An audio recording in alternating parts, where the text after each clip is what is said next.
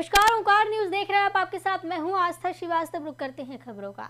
राम कथा के लिए उत्तराखंड पहुंचे पद्म विभूषण जगत गुरु स्वामी रामभद्राचार्य ने सीएम पुष्कर सिंह धामी के कार्यों की प्रशंसा की।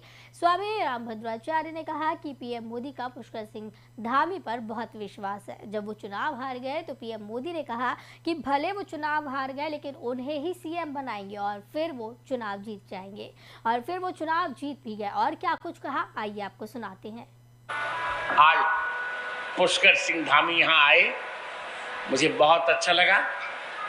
मैं तो देखो, मैं सन्यासी हूँ, बहुत अच्छा काम इन दिनों कर रहे हैं। जो मैं चाहता था वही कर रहे हैं। मोदी जी ने भी कहा कि गुरु जी पुष्कर सिंह धामी से बहुत अच्छा काम कर रहे हैं। अच्छा है, निर्भीक होकर जो भी अवैध हो सब तोड़ो, हम तुम्हारे साथ रहेंगे, चिंता मत करो। इन लोगों ने अतिक्रमण करके गलत मजारे बना डाली, बहुत अच्छा, बहुत अच्छा।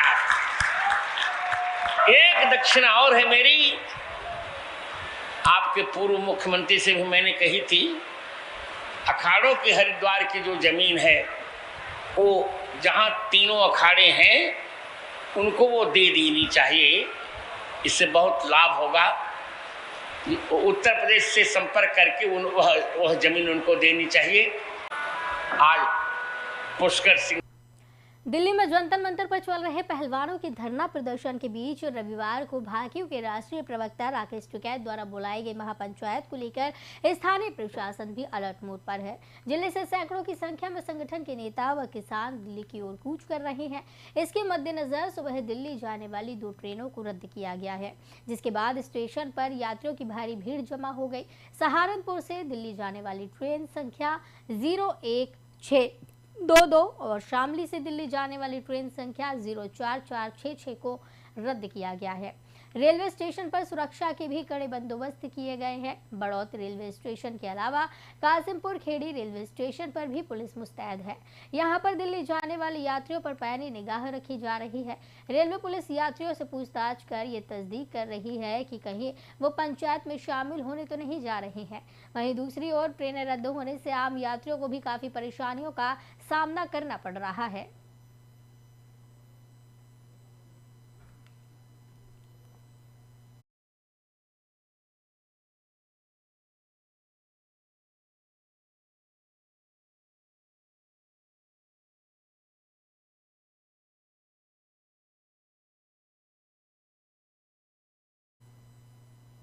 कटिहार के कोढ़ा गैंग का खौफ अब मोकामा तक पसर गया है। इस राज का खुलासा एक लूट की बड़ी वारदात की तफ्तीश में जुटी मोकामा पुलिस की गठित स्पेशल टीम ने किया है।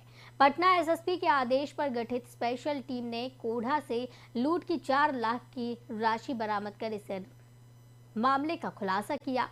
मोकामा थानाध्यक्ष रामप्रीत कुमार, हाथीदह थानाध्यक्ष राकेश कुमार और आईओ विकास भारती ने 26 मई को लूट की हुई घटना का महज 12 घंटे में ही खुलासा कर बड़ी कामयाबी हासिल की है। थानाध्यक्ष रामप्रीत कुमार ने प्रेस कॉन्फ्रेंस कर बताया कि कोढ़ा गैंग सरगना राजा यादव के घर से 4 लाख रुपए बरामद किए गए हैं। शेष 90,000 रुपए और फरार गैंग सरगना की गिरफ्तारी की कवायद की जा रही है। मोकामा में लूट की हुई वारदात में रकम बरामदगी की ये पहली पुलिसिया उपलब्धि है।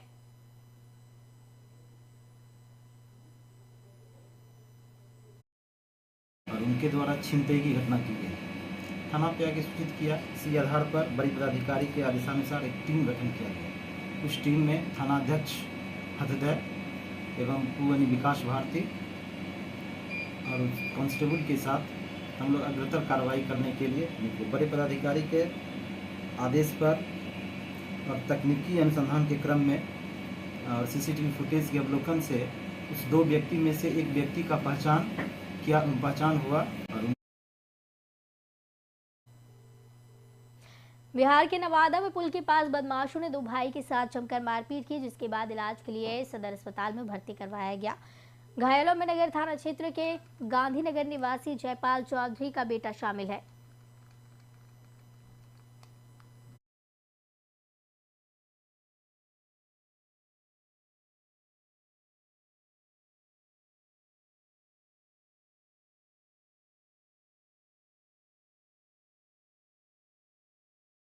कि घायलों में नगर थाना क्षेत्र के गांधीनगर निवासी जयपाल चौधरी का बेटा अंशु कुमार और लालमणि कुमार के रूप में किया गया। बताया जा रहा है कि दोनों भाई गया से बाइक से घर लौट रहे थे, तभी नया पुल के पास ई रिक्शे में बाइक टच कर गई। इतने में ही ई रिक्शा चालक 2-4 लोगों को बुलाकर दोनों भाइयों को पिटवा दिया। फिलहाल घायलों का इलाज सदर अस्पताल में चल रहा है। तो बता दें कि मामले की कार्रवाई में पुलिस जुटी हुई है। दो भाइयों के साथ मारपीट की घटना हुई। इलाज के लिए सदर अस्पताल में भर्ती करवाया गया है। नवादा में पुल के पास बदमाशों ने दो भाइयों के साथ जमकर मारपीट की, जिसके बाद इलाज के लिए सदर अस्पताल में भाइयों को भर्ती करवाया गया है। घायलों में नगर थाना क्षेत्र के गांधीनगर निवासी जयपाल चौधरी का बेटा अंशु कुमार और लालमणि कुमार के रूप में शामिल किया गया है। बताया जा रहा है कि दोनों भाई गया से बाइक से घर लौट रहे थे, तभी नया पुल के पास ई रिक्शे में बाइक टच कर गई। इतने में ही ई रिक्शा चालक 2-4 लोगों के साथ में दोनों भाइयों को पिटवा दिया। फिलहाल घायलों का इलाज सदर अस्पताल में चल रहा है। इस मामले की जानकारी पुलिस को जैसे ही दी गई, पुलिस मामले की जांच में जुट गई।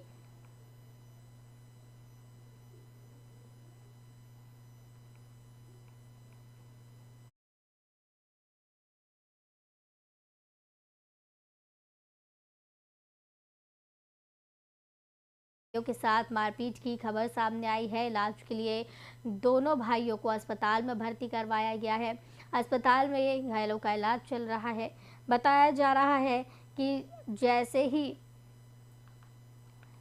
दोनों भाई जब जा रहे थे, गया से बाइक से घर लौट रहे थे, तभी नया पुल के पास ई रिक्शे में बाइक टच हुई। इतने में ही रिक्शा चालक 2-4 लोगों को बुलाकर दोनों भाइयों को पिटवा दिया और घायलों का इलाज फिलहाल चल रहा है अस्पताल में।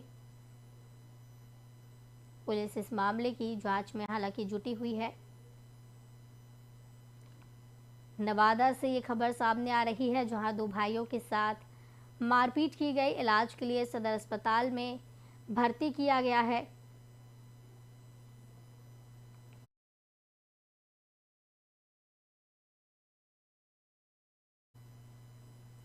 बिहार के नवादा में बागेश्वरी मोड़ के पास अज्ञात वाहन की चपेट में आने से एक व्यक्ति की मौत हो गई। मौत के बाद परिजनों में कोहराम मच गया।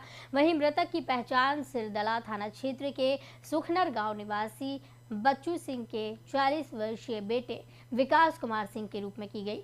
बताया जा रहा है कि विकास कुमार सिंह सिरदला बाजार से सब्जी लेकर बाइक से घर जा रहे थे, तभी बागेश्वरी मोड़ के समीप एक अज्ञात वाहन ने उनकी बाइक में सामने से जोरदार टक्कर मार दी, जिसके बाद आनंद फानन में सिरदला पीएससी में भर्ती कराया गया, जहां इलाज के दौरान उसकी मौत हो गई। फिलहाल पुलिस शव को अपने कब्जे में लेकर पोस्टमार्टम के लिए सदर अस्पताल भेज चुकी है। वहीं घटना के बाद मृतक के परिजनों का रो रो कर बुरा हाल है। तो अज्ञात वाहन की चपेट में आने से एक युवक की मौत हो गई है। परिजनों का हाल बेहाल है। मामले की जांच पुलिस कर रही है। बताया जा रहा है मृतक की पहचान सिरदला थाना क्षेत्र के सुखनर गांव निवासी विकास कुमार के रूप में हुई है। बताया जा रहा है कि विकास कुमार सिंह सिरदला बाजार से सब्जी लेकर बाइक से घर लौट रहा था, तभी बागेश्वरी मोड़ के पास एक अज्ञात वाहन ने उनकी बाइक में सामने से जोरदार टक्कर मार दी। इसके बाद आनंद फानन में सिरदला पीएससी में भर्ती करवाया गया, जहां इलाज के दौरान उनकी मौत हो गई। फिलहाल पुलिस शव को अपने कब्जे में लेकर पोस्टमार्टम के लिए भेज चुकी है। वहीं घटना के बाद मृतक के परिजनों का बुरा हाल है।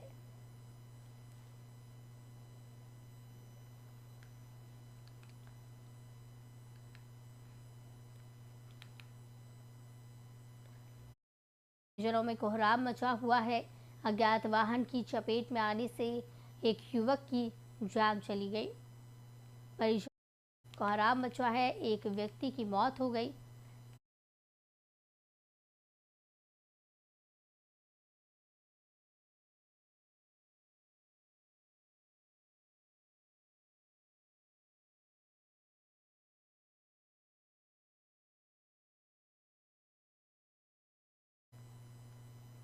बिहार के नवादा में प्रोजेक्ट कन्या इंटर विद्यालय के पास बदमाशों ने एक व्यवसायी से रुपए भरा बैग छीनने का प्रयास किया। विरोध करने पर उसके साथ मारपीट की गई, जिसके बाद व्यवसायी ने शोर मचाया और बदमाश वहां से भाग निकले। लेकिन भागने के दौरान बदमाशों ने व्यवसायी के गले में पहने सोने का चेन छीन लिया।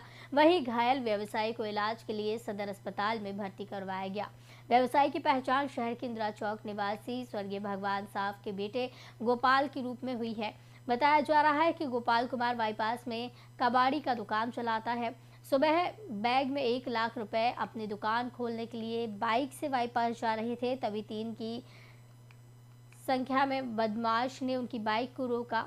बताया जा रहा है कि 3 बदमाश वहां पर पहुंचे और उनकी बाइक को रोका और इस दौरान विरोध करने पर व्यवसायी के साथ मारपीट भी की गई।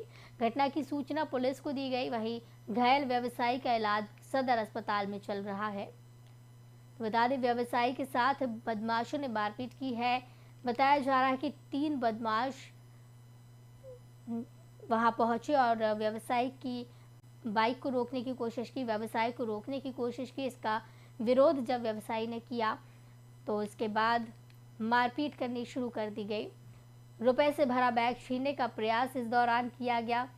विरोध करने पर व्यवसायी के साथ मारपीट की घटना को अंजाम दिया। इसके बाद व्यवसायी ने शोर मचाया, जिसके बाद बदमाश वहां से भाग निकले। लेकिन भागने के दौरान बदमाश ने व्यवसायी के गले में पहनी हुई चेन को छीन लिया। वहीं घायल व्यवसायी को इलाज के लिए सदर अस्पताल में भर्ती करवाया है।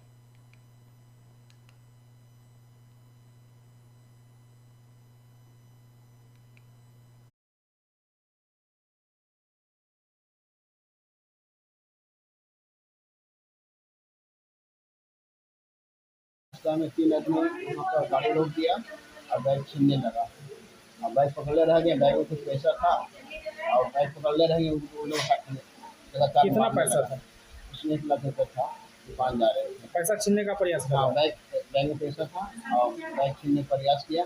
बैग को पकड़े रह गए और लगातार वो लोग मारते चल गया। उसके हाथ में 2 रड था, एगो ही पिस्टल था। रास्ता में 3 आदमी वहाँ पर गाड़ी रोक दिया और बैग छीनने लगा और बैग पकड़े रह गए। बैग में कुछ पैसा था और बैग पकड़े रह गए। वो लोग लगातार कितना पैसा था? उसमें 1 लाख रुपये था। दुकान जा रहे थे, पैसा छीनने का प्रयास हाँ, करा। बैग में पैसा था और बैग छीनने का प्रयास किया।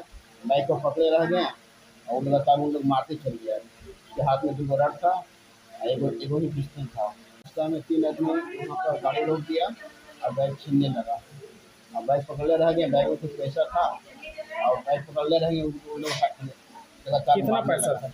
उसमें 1 लाख रुपये था। दुकान जा रहे थे, पैसा छीनने का प्रयास।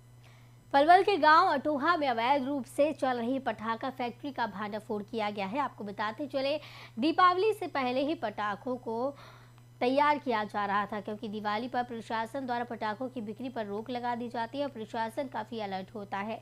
इसको लेकर पहले ही पटाखे बनाकर सप्लाई किए जाने वाले थे। सदर थाना पुलिस ने मौके से एक आरोपी को भी गिरफ्तार किया है। वहीं भारी मात्रा में लाखों रुपए के पटाखे सहित कच्चा माल भी बरामद हुआ है। वहीं आरोपी को रिमांड पर लेकर पुलिस इस पूरे मामले की गहनता से जांच कर रही है। तो बता दें कि पलवल में पुलिस ने पटाखा फैक्ट्री का भांडाफोड़ किया है। वैध पटाखे इस दौरान बरामद किए हैं। आगे की कार्रवाई में पुलिस जुटी हुई है। बताया जा रहा है कि दिवाली से पहले ये अवैध पटाखे बनाए जा रहे थे और इन्हें सप्लाई किए जाने वाले थे, क्योंकि दीपावली के समय प्रशासन काफ़ी अलर्ट मोड पर रहता है और पटाखों की बिक्री पर भी रोक लगा दी जाती है।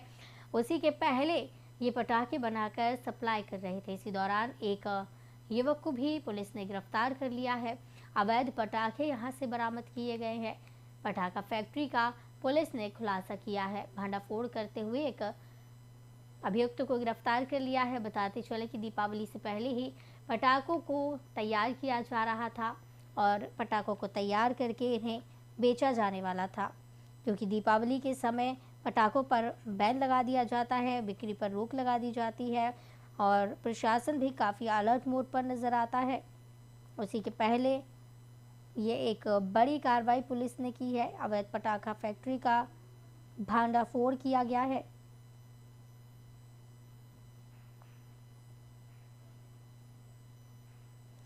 तो बता दें आपको कि पुलिस ने बड़ी कार्रवाई करते हुए अवैध पटाखा फैक्ट्री का भांडाफोड़ किया है और इस दौरान एक अभियुक्त को भी गिरफ्तार किया है।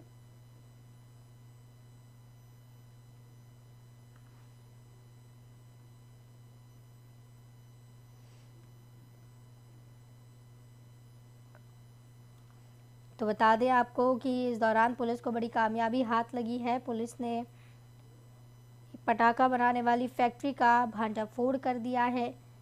बताया जा रहा है कि यहाँ पे पटाखे तैयार किए जा रहे थे और ये पटाखे दिवाली के समय बेचे जाने थे। दीपावली के समय प्रशासन काफ़ी सक्रिय होता है, तो एक्शन मोड में प्रशासन जब रहता है तो पटाखों की बिक्री पर रोक लगा दी जाती है। इस खबर पर ज़्यादा जानकारी के लिए ऋषि भारद्वाज संवाददाता हमारे साथ जुड़े हुए हैं। ऋषि, जिस तरीके से पुलिस ने यहाँ कार्रवाई की है, अवैध पटाखा फैक्ट्री का भांडाफोड़ किया है, क्या इसमें ताज़ा जानकारी है, क्या पूरा मामला है? जी, मैं बताना चाहूंगा कि जिस तरह से दिवाली के समय जो प्रशासन होता है बड़ा सख्त होता है और दिवाली से पहले ही पटाखों पर बैन लगा दिया जाता है, इसलिए जो पटाखे विक्रेता हैं अवैध रूप से जो बेचते हैं उनका एक आज उनका भंडाफोड़ किया है। जो दिवाली से पहले ही पटाखे बना रहे थे पलवल का गांव में अटवा, जहां पर ये पटाखा फैक्ट्री अवैध रूप से चल रही थी, जिसकी सूचना सदर थाना पुलिस को लगी तो पुलिस ने मौके पर पहुंचकर यहाँ 1-2 आरोपी सहित और जो कच्चा माल है पटाखे का वो वहां से बरामद किया। बारूद है जो पटाखों भरा जाता है वो वहां से बरामद किया है। तो पुलिस का कहना है कि जो थाना प्रभारी है उन्होंने बताया कि उनको सूचना मिली थी और वो अपनी टीम के साथ मौके पर पहुंचे जहां पर अवैध रूप से पटाखे बनाए जा रहे थे और इसका मकसद था कि इन पटाखों को हम दिवाली से पहले ही सप्लाई कर रहे हैं जब तक प्रशासन रोक लगाता है और ये पटाखे उससे पहले सप्लाई कर दिए जाएं। तो इस कार्रवाई से पूरे पलवल जिले में क्या पूरे एनसीआर में हड़कंप मच गया, क्योंकि पुलिस ने पूरी तरह से एक्शन अपनाया हुआ जो भी अवैध तरीके से काम करते हैं। जी ऋषि, लेकिन इस दौरान जिस आरोपी को गिरफ्तार किया गया है उसकी तरफ से क्या कोई खुलासा किया गया है, क्या कुछ उसकी तरफ से कहा गया है? और जो पुलिस ने इसका ये कहना है कि पुलिस को बताया कि ये तो नौकरी करता है, काम करता है और जो इसका मालिक है वो पुलिस को देखकर मौके से फरार हो गया था। पुलिस का कहना है कि मालिक को भी जल्द गिरफ्तार किया जाएगा और जो भी इसमें कार्रवाई बनती है पूरी तरह से कार्रवाई की जाएगी। लेकिन जिस तरह से प्रशासन की आंखों में धूल झोंककर ये काम कर रहे थे तो प्रशासन ने इनकी जो पूरी तरह से इनके अरमानों पर पानी फेंक दिया है और इस कंपनी का जो रूप से पटाखा बनाए थे इसका भंडाफोड़ किया है। और जिस तरीके से ये एक फैक्ट्री है अभी तक जो सामने आई है, क्या आपको लगता है कि इस तरीके की और भी फैक्ट्री क्षेत्र में संचालित की जा रही हैं? क्योंकि दीपावली के समय पे काफ़ी एक्शन मोड में पुलिस प्रशासन नज़र आती है और लगातार कार्रवाइयाँ होती हैं। उसके पहले इस तरीके की ये पहली फैक्ट्री है, एक फैक्ट्री सामने आई है, क्या ऐसी और भी फैक्ट्रियाँ हैं जो चल रही हैं? जी बिल्कुल, इस बारे में जिला उपायुक्त है जो सिंह जी उनका एक उन्होंने सख्त निर्देश अब जारी कर दिए हैं कि सभी पुलिस और चौकियों को अपने सिविल डिपार्टमेंट को भी कि पूरी तरह से इलाके में इनकी छानबीन की जाए। जिस तरह से ये पटाखा फैक्ट्री पकड़ी गई है और भी हो सकता है कि जिले में और भी ऐसी फैक्ट्रियां चल रही है जो अवैध रूप से पटाखा बना रही हो, तो पूरी तरह से जिला पुलिस और जो सिविल डिपार्टमेंट है, जिला उपायुक्त जो डीसी है निया सिंह जी, उन्होंने सख्त अपने निर्देश जारी कर दिए। जी चलिए, बहुत बहुत धन्यवाद ऋषि हमारे साथ जुड़ने के लिए और ज़्यादा जानकारी के लिए। तो आपको बताते चलें कि पुलिस ने एक बड़ी कार्रवाई को अंजाम दिया है, अवैध पटाखे इस दौरान बरामद किए हैं और अवैध पटाखा फैक्ट्री का खुलासा किया है। कल शाम को मेरे सब इंस्पेक्टर चंदन अपनी टीम के साथ गश्त पर थे, जो उन्हें सूचना मिली कि अटोहा गांव में एक अवैध पटाखों की खेप है जहां वो बनाते भी हैं। इस सूचना पर वो एक किरणपाल के प्लॉट पर पहुंचे, जहां पर उन्हें एक लड़का मिला जिसका नाम सालिम और साहिल था, जिससे पूछताछ की। वैसे जो वहाँ माल हमने देखा वहाँ और उसकी गिनती की तो टोटल 46 बॉक्स थे, जिसमें एक बॉक्स में 48 पैकेट होते हैं, जिसकी टोटल पैकेट बने 2208 गिनती के बाद, और 38 खाली बॉक्स गत्ते के मिले तथा 15 कट्टे पीले पाउडर के और 1 कांटा बिजली का व एक पीली डब्बा पैकिंग मशीन मिली तथा 10 बड़ी टेप मिली। इस पर जो इससे लाइसेंस मांगा तो इसने इनकार कर दिया कि मेरे पास कोई लाइसेंस व परमिट नहीं है, जिस पर हमने एक्सप्लोजिव एक्ट के तहत इस पर मुकदमा दर्ज किया। कल शाम को मेरे एक सब इंस्पेक्टर चंदन अपनी टीम के साथ गश्त पर थे, जो उन्हें सूचना मिली कि अटोहा गांव में एक अवैध पटाखों की। तो इस बुलेटिन में फिलहाल इतना ही। मुझे दीजिए इजाजत। नमस्कार।